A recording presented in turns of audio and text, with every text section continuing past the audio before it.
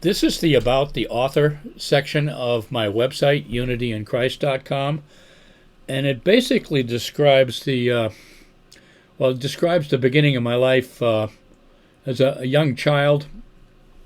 My mother brought us to an Episcopal church, and I became familiar with.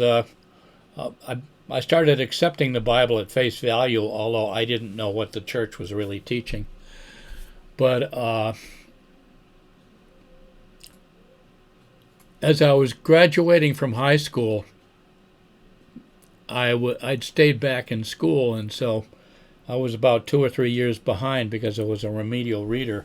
And so they tried to draft me. It was during the Vietnam War era, and I joined the Navy Reserve while I was in high school. And when I graduated, I ended up joining the submarine service and had an awesome time on the Blenny SS 324.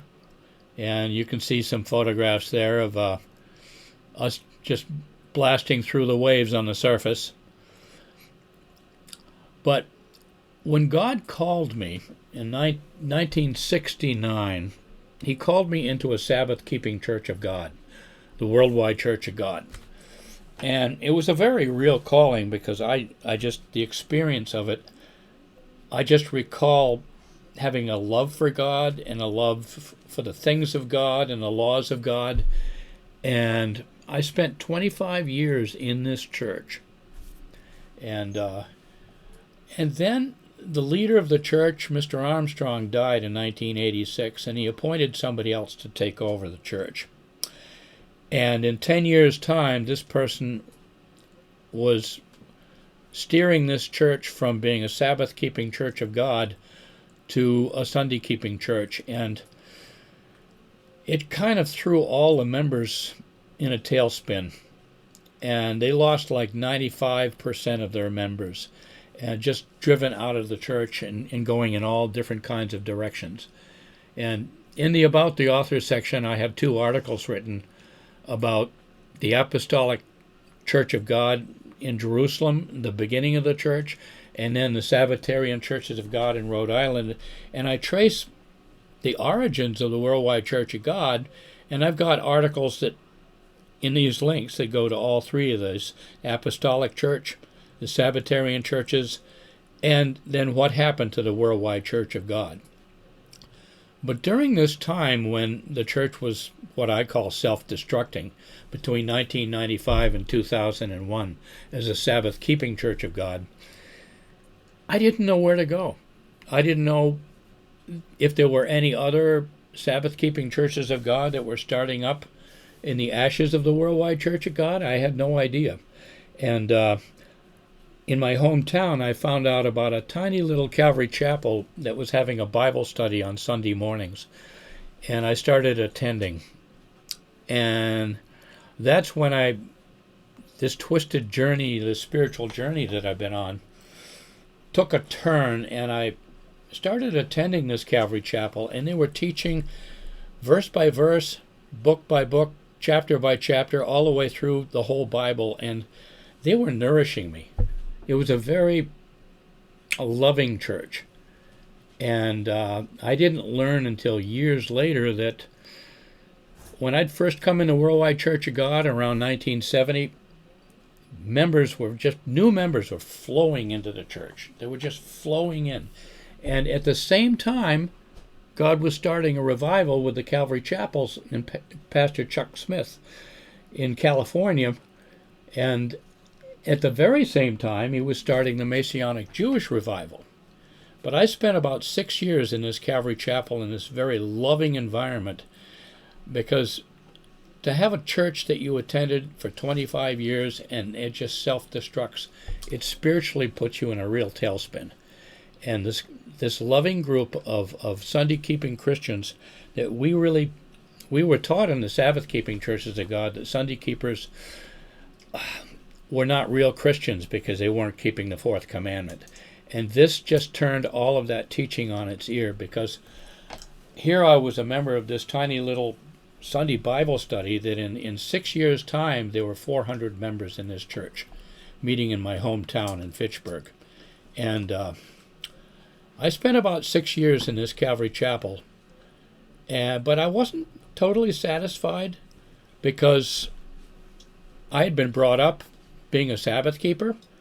So a friend of mine told me about this Messianic Jewish congregation that was meeting in Winchendon, about 8 miles north of Fitchburg, and I started attending this tiny Messianic Jewish congregation.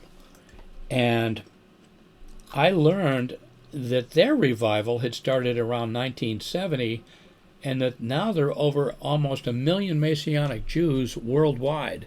So God had started a revival where new members are flowing into the Worldwide Church of God in 1970, 1972. The Calvary Chapels have exploded in growth. There are over 500,000 members, maybe, worldwide. And then the Messianic Jews, their pastor rabbis say that there's estimated to be over 1 million Messianic Jews now. And so my journey went from the Worldwide Church of God to the Calvary Chapels to the Messianic Jews, and I used my experience in each one of these things to write articles about them. And this particular one here goes to the section on the Messianic Jews. And it basically explains how that revival got going. But after that, I just wasn't totally satisfied in that particular congregation because it wasn't what I was brought up with. So I ended up back into the Sabbath keeping churches of God and found a church that had been pretty much like the Worldwide Church of God, but now they're very grace oriented. But in this twisted journey that I've taken through the body of Christ, that God used so that I could create this website to nourish believers. And it's Calvary Chapel sermons I used by permission, Pastor Joe Foch, throughout this website. This is the twisted journey that God brought me on that has resulted in this website. But it kind of means that I don't fit anywhere any spiritually anymore, because I've absorbed the truths from each particular denomination, from Sabbath keeping Church of God to Calvary Chapel Sunday keeping to Messianic Jews to back to the Sabbath keeping churches of God. And it's kind of lonely. It's really a very, very painful experience when a church that you have attended for 25 years just self-destructs. And then you're forced to go on this long journey from Calvary Chapel to Messianic Jews and then back to the Sabbath, that it just kind of leaves you like, I don't know, spiritually disoriented. But this is the journey that God's brought me on, which led to the creation of this website. And I used the symbol of the Memphis Belle, a bomber, to as a symbol for the website. And